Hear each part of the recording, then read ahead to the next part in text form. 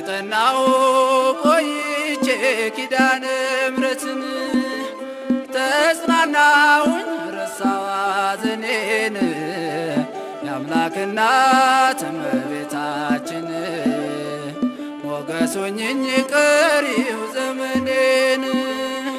የአምላክ እናት እመቤታችን ሞገስ ሆኜኝ ቀሪው ዘመኔን ደጅ ጠናሁ ቆይቼ ኪዳነ ምሕረትን ተጽናናሁኝ ረሳሁ ሐዘኔን የአምላክ እናት እመቤታችን ሞገስ ሆኜኝ ቀሪው ዘመኔን የአምላክ እናት